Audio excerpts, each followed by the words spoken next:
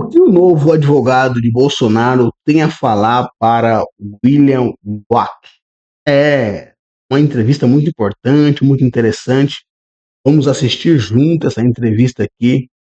Vou fazer um react aqui nesse vídeo. Mas antes, já quero convidar a você, se ainda não é inscrito, se inscreve no canal, já deixa o like, também já compartilha o vídeo com mais pessoas. Muito importante a sua participação. Beleza? Não esquece do like, pessoal. Pra você receber aí todas as notificações que faremos aqui neste vídeo, todos os vídeos novos aqui para você estar por dentro. Beleza? Vamos aqui ouvir um pouquinho o que o advogado tem a dizer, pessoal. Vamos falar do seu papel, mas a gente gostaria de expor algumas das suas participações recentes aqui no WW e o que você tinha a dizer naquela ocasião a respeito principalmente do indiciamento do ex-presidente Jair Bolsonaro. Vamos ver o que você disse a nós? Vamos. Quando a polícia diz, como ela diz aqui, Bolsonaro planejou, atuou, teve domínio de forma direta e efetiva do golpe. Isso é uma coisa, a denúncia pode ser outra e o julgamento outra ainda. Porém, na sua experiência de criminalista, aquilo que o relatório traz à tona sustenta uma afirmação como essa? Bom, William, eu acho que sustenta na fase em que nos encontramos, né? Nós estamos, vamos lembrar que o que ocorreu foi um indiciamento, que vem de indícios. E não há como negar, nessa altura do campeonato, que existem indícios absolutamente claros a respeito de uma tentativa de golpe de Estado. Eu não tenho dúvida a respeito disso. Nós temos depoimento. Primeiro aqui, pessoal, eu já quero cortar a fala dele aqui. Ele disse que houve indício. Mas que indício? Tanque na rua, tinha exército armado ali, fuzil, helicóptero. Indício. Indício do quê? Não teve indício nenhum. Não teve indício algum. Não teve indício algum. Não teve indício algum. Não teve. Vamos continuar ouvindo aqui o advogado. Consistentes. O trabalho da PF é um trabalho bem feito, né? Tem um general confirmando, de certa forma, a existência do golpe.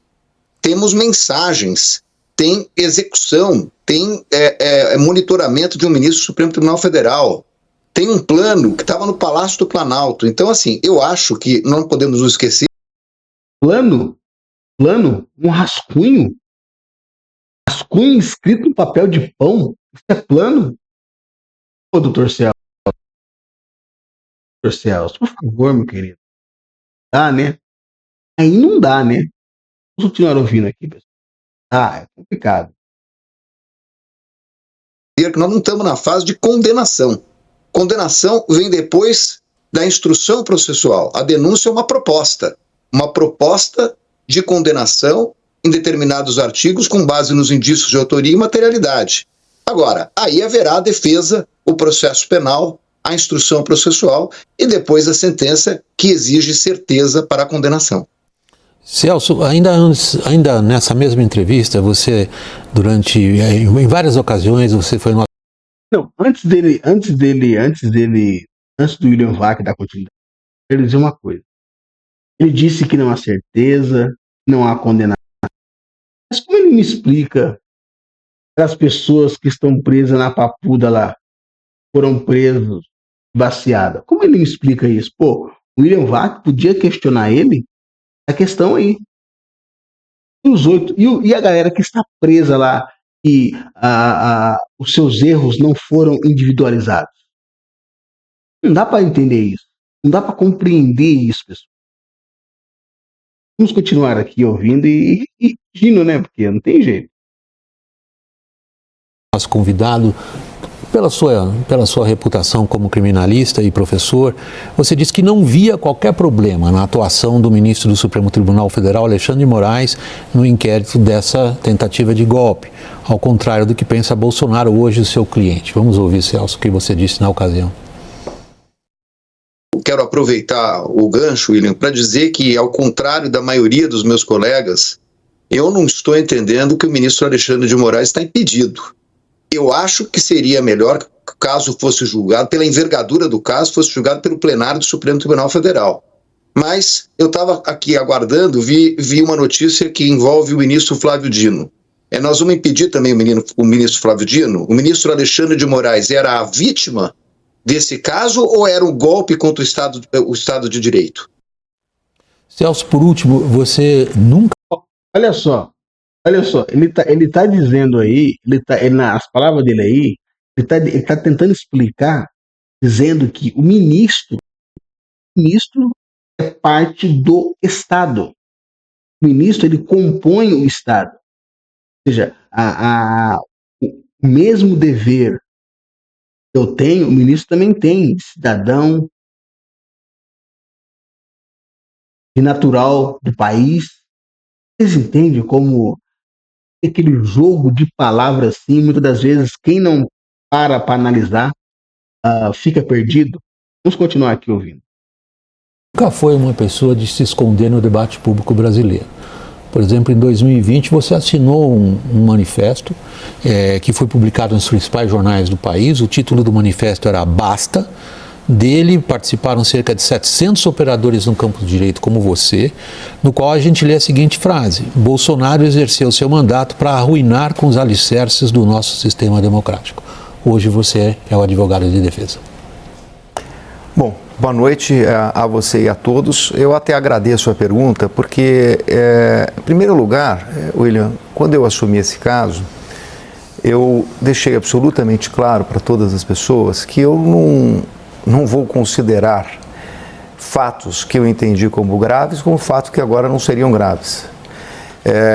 Então, todas as manifestações que eu fiz a respeito do caso, eu fiz com base naquilo que estava disponível e continuo achando grave vários fatos que aconteceram, como, por exemplo, a questão que envolve diretamente o ministro Alexandre de Moraes. Ocorre que hoje eu estou numa outra condição de quem leu o processo. Então eu me sinto, ao contrário do que estão tentando colocar em algumas partes da mídia, eu me sinto extremamente à vontade, porque hoje eu vi o processo, hoje eu li o processo e hoje eu verifiquei que não há um envolvimento do presidente Jair Bolsonaro nas questões que estão apontadas pela PF. Olha só que interessante, né? A questão aqui não é moral. A questão aqui é grana. É grana. O cara vai defender quem está pagando ele. Aquilo que ele falou lá atrás não vale nada. Porque agora ele está em uma nova etapa, em uma nova empreitada. O que vale é a nova empreitada, a nova etapa que ele está agora.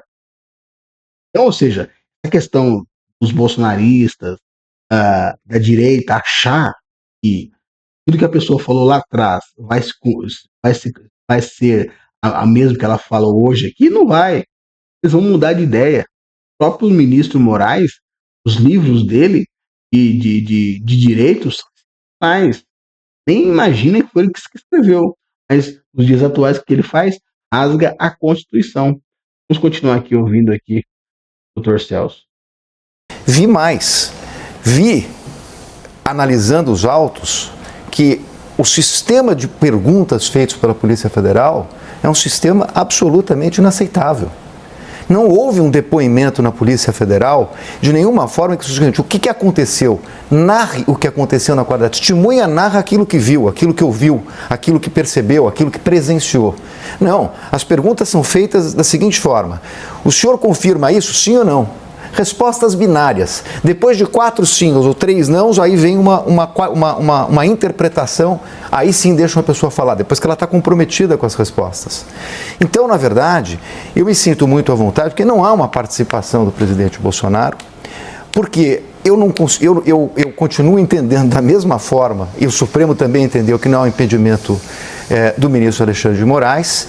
Agora, eu entendo que existem seríssimos problemas nesse inquérito, que vão desde da sua origem no inquérito das vacinas, até a questão da forma de perguntas e principalmente da questão de uma delação que eu também disse aqui, embora hoje não tenha sido colocado, que é uma delação absolutamente inaceitável. Então isso também não mudei. Uma delação do CID. Sem dúvida, uma delação cujo delator questiona a espontaneidade. E eu quero dizer, William, que você sempre lembrou disso, eu não sou contra a delação. Nunca fui contra a delação. Também me manifestei publicamente quando quase toda a comunidade jurídica criticou as delações na Lava Jato. Eu acho que a delação é um instrumento de defesa. Então eu não critico o delator. Agora, quando um delator produz afirmações de que ele disse o que as autoridades queriam ouvir, o que a polícia queria ouvir, e depois, nos 47 do segundo tempo, no final do inquérito, ele traz um fato que jamais foi trazido por ele, então ele omitiu. E aí isso é muito grave no sistema processual penal. Pelas informações que dispomos, a denúncia que está a cargo, que ele é o titular da ação penal, do Procurador-Geral da República, é considerada robusta e apoiada, sobretudo, nessas quase 1000 páginas que você já teve a oportunidade de ler, desse indiciamento feito pela Polícia Federal. O que você está dizendo para nós hoje é que uma robusta denúncia não se sustenta? Não, veja, depende da robusta denúncia contra quem? Né? Contra o ex-presidente Jair Bolsonaro. Contra o ex-presidente Bolsonaro não se sustenta e basta que se...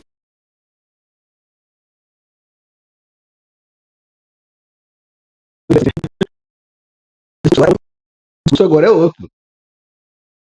Totalmente outro, pessoal. Totalmente outro discurso agora. Agora ele vai trabalhar para defender o seu cliente. Por quê? Está ganhando. Vale é money, cash money. As pessoas mudam de vento o tempo todo, não importa a circunstância.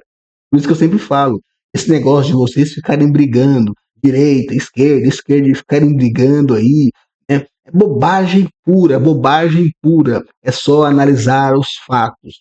Como eu já disse, aí quando o Bolsonaro for voltar à elegibilidade novamente em 2026, vão dizer que um advogado esquerdista libertou Bolsonaro para voltar à presidência da República. Vamos continuar ouvindo aqui, pessoal. Se veja a conclusão do próprio delegado de polícia. O delegado de polícia, a vida do presidente Bolsonaro foi absolutamente revistada. Foi uma verdadeira devassa de computadores, de telefones, etc. O que se pegou? Nada. A respeito da questão do golpe? Absolutamente nada. O que tem no relatório, no indiciamento? Uma conjectura de que no Palácio do Planalto foi impresso um documento em que ele também estava no Palácio do Planalto, que fulano ou Beltrano passaram no Palácio da Alvorada, mas não tem nenhuma prova indiscutível, não tem absolutamente nenhuma evidência partida das investigações. Então, eu vou passar a palavra para os meus colegas, vou só fazer um complemento à minha pergunta, que é o seguinte: Celso, se você, por favor, me corrija se você julgar que eu esteja cometendo uma injustiça com os seus raciocínios. Você teme um julgamento político, não um julgamento técnico, mas você mesmo, naquele manifesto Basta de 2020, fez um julgamento político, quando você disse que ele exerceu a presidência para arruinar os alicerces do nosso sistema democrático. William, acho que nós temos que separar duas coisas que são bastante distintas e eu tenho dito isso. Gente, eu fiz manifestações, não só essa, fiz outras. Vou falar uma coisa para vocês aqui. O William Vac, ele é um cara da CNN. Só que ele é um cara que ele é experiente. Ele coloca as pessoas na... Ele é experiente. É interessante. O advogado aí tá quase caindo. Muito bom, muito bom. Também na época da pandemia. Como uma pessoa, um professor, que eu sou, um advogado, emitindo opiniões políticas. Isso é um assunto. Outra coisa completamente diferente é a análise que se faz a respeito de um inquérito que eu fiz e que também mantenho na parte da gravidade, porque isso eu não escondi de ninguém, muito menos o presidente quando assumiu o caso. Mas o que eu estou tratando agora como advogado é a questão de um inquérito, como ele foi construído e quais as provas que existem nesse inquérito. É isso que eu estou colocando. Daniel. Celso, boa noite, obrigado por ter vindo aqui, por essa entrevista. Eu lhe faço um questionamento com o mais absoluto respeito, por favor não entenda errado, mas que eu acho pertinente, acho necessário da gente abordar nessa conversa. Eu entendo que você, como um operador do direito, um advogado muito respeitado, já teve como clientes petistas que foram julgados no caso do Mensalão, lá atrás, nos anos 2000, 2010, e defendeu também empreiteiras que foram acusadas na Operação Lava Jato. Pois bem, uma coisa que pega muito ali entre os apoiadores de Jair Bolsonaro é que se entende que chicanas jurídicas foram suficientes e muito eficazes para livrar petistas que foram condenados no Mensalão e perdoar ou diminuir as penas e as punições de empreiteiras acusadas no âmbito da Lava Jato. Não é exatamente perseguir essas mesmas chicanas jurídicas agora no caso de Jair Bolsonaro? Oi, Daniel. Bom, assim, eu não vou me ofender com a sua pergunta, mas eu só quero dizer o seguinte, eu tenho 34 anos de atuação profissional. Quando eu defendi nulidades, até no caso da Castelo de Areia... Gente, deixa eu só falar uma coisa para vocês aqui. O advogado, a gente temos que entender isso. O advogado trabalha para defender o seu cliente. Não importa quem esse cliente seja. O advogado vai trabalhar para defender o seu cliente, só isso. Questões políticas, eu não estou aqui defendendo o Dr. Celso, não. Eu estou dizendo como acontece. Um advogado, ele vai defender o seu cliente, não importa quem seja esse cliente. O cliente pode ser um traficante, o cliente pode ser um estuprador, o cliente pode ser um pedófilo, o cliente pode ser um matador. Ele vai trabalhar para defender o seu cliente. Não importa a circunstância. Ele vai trabalhar para defender o seu cliente. Esse é o papel do advogado.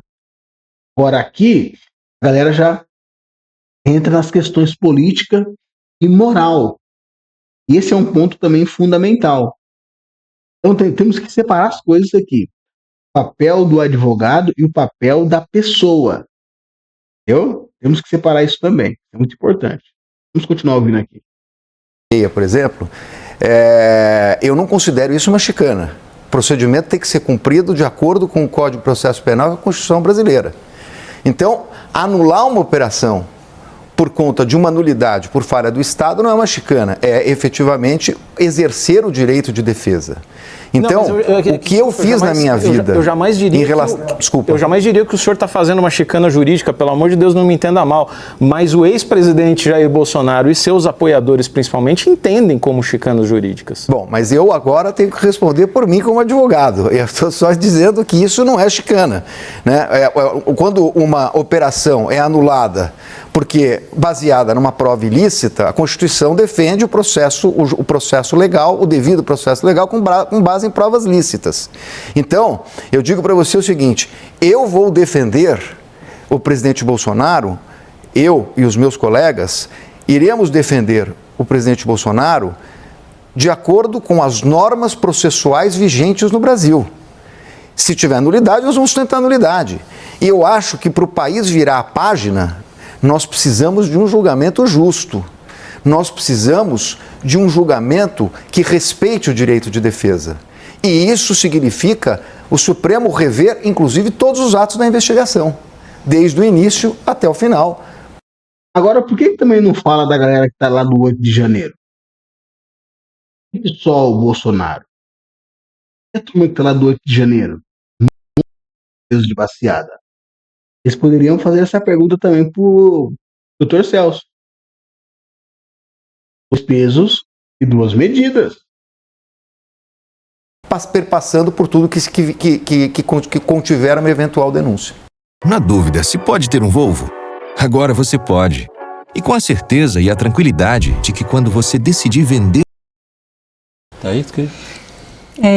Doutor Vilardi, eu vou seguir um pouco na linha do que disse o Daniel, trazendo um elemento aqui mais moral, porque há uma sensação de impunidade, principalmente para as pessoas que conseguem enxergar o ato, o crime, e assim foi no Mensalão, na Lava Jato e agora de novo com o ex-presidente Bolsonaro, mas são frustradas pelas falhas processuais. Então, existe uma percepção de que o crime foi cometido, de que a tentativa de golpe existiu, mas, ao mesmo tempo, uma repetição da história do erro do processo legal.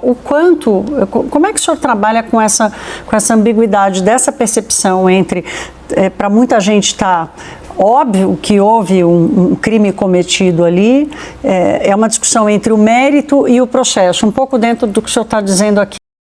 Primeiro, Thaís, não houve crime nenhum. Porque não tinha tanque na rua, não tinha fuzileiros ali, não tinha pessoas dando tiro em ninguém, não tinha bomba, não tinha helicóptero. Então, não foi. Ali foi uma arruaça. Quebra-quebra de arruaça, não de tentativa de golpe de maneira alguma. Mas eu quero trazer um pouco essa percepção, de novo, de frustração, de enxergar que aquilo que estava muito claro de ter acontecido vai ser anulado por filigranas ou por questões processuais. Thaís, boa noite. Em primeiro lugar, é o que eu estou dizendo, eu não sei se vai ser anulado por uma questão de questões processuais. Eu acho, inclusive, que tem falhas processuais que podem anular o processo. Não vou comentar isso hoje, mas acho que tem. E isso, eu entendo a sociedade que fica decepcionada porque um processo é anulado, porque não chega ao final, porque não julga o mérito. Agora, vamos lá. Em primeiro lugar, eu não tenho medo do mérito. Eu acho que é possível ter uma defesa absolutamente contundente em relação ao mérito, que eu já disse, não há nada contra o presidente Bolsonaro. Em segundo lugar, questionar a nulidade faz parte do jogo processual. Essa pergunta, que é sempre feita, e eu entendo, porque é uma pergunta, você está, na verdade, sendo aí a porta-voz da sociedade. Ela tem que ser feita para as autoridades. Então, esse caso, ele já começa errado. O presidente da República pode ser julgado por turma? Eu acho que não. É possível manter uma delação depois de o delator ter dito que não teve voluntariedade? De que ele disse que as autoridades queriam ouvir? Eu também acho que não. É possível manter uma delação depois de que o delator omite o que seria o principal fato da sua delação? Eu também acho que não. Mas essa responsabilidade, ela não pode ser colocada para a defesa, ela é das autoridades públicas. Agora, o que nós temos visto é que as autoridades brasileiras, infelizmente, pesa dizer, erram. E erram muito. Por isso que acontecem as anulações. As anulações acontecem por conta dos erros. E esses erros são das autoridades. E o que nós estamos verificando aqui, e eu espero que a comunidade jurídica não fique silente, porque eu não fiquei silente nos momentos cruciais que nós passamos. Mas não é possível que nós tenhamos uma comunidade jurídica quietinha com as coisas que estão acontecendo. Todo mundo vai se indignar com o que aconteceu na Lava Jato. As prisões alongadas de Curitiba foi um tema. E as prisões alongadas daqui? Tem gente presa há 90 dias. As delações que foram questionadas, que tipo de delação o processo penal democrático aceita? Então, nós temos que ter cuidado, por isso que eu estou dizendo. Para evitar essa frustração, é preciso que nós tenhamos um julgamento justo, observando todos os fatos e não gerando nulidades. Celso, por último, para a gente arredondar a nossa conversa aqui, a qual novamente agradecemos a sua disposição de participar. É inevitável que seja um julgamento político no sentido amplo da questão. Você mesmo participou do debate público e você mesmo expressou sua opinião política sobre a trajetória do seu agora cliente, o ex-presidente Jair Bolsonaro. A gente sabe que você foi escolhido pela reputação que você tem no campo dos operadores de direito como um criminalista muito experiente e bastante sagaz na utilização dos recursos à sua disposição, o que é legítimo. Você está preparado para defender o ex-presidente Jair Bolsonaro politicamente? Eu estou preparado, me considero preparado. Eu estudei muito antes de assumir o caso.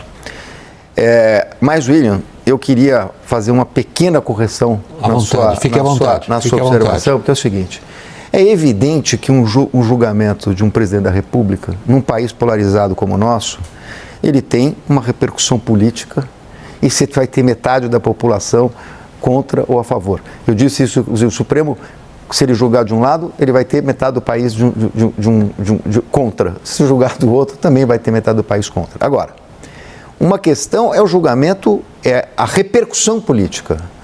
O julgamento não pode ser político. O julgamento tem que ser um julgamento técnico, porque nós temos Código de Processo Penal, nós temos Constituição, nós temos Código Penal, nós temos os princípios que norteiam a instrução processual.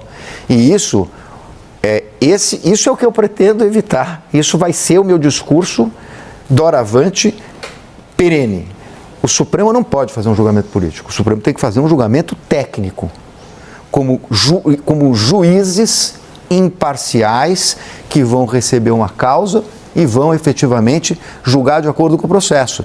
É claro que é difícil, porque o Supremo foi atacado no 8 de janeiro. E a instituição, não pelo meu cliente, no dia 8, não no 8 de janeiro. Não no 8 de janeiro. Pois o seu cliente teve o Supremo como um dos principais alvos. Mas o que efetivamente deixou o Supremo em estado de choque foram os acontecimentos do 8 de janeiro. Mas o Supremo precisa, e eu já também tinha dito isso, inclusive aqui nessa mesa, que agora é hora de serenidade.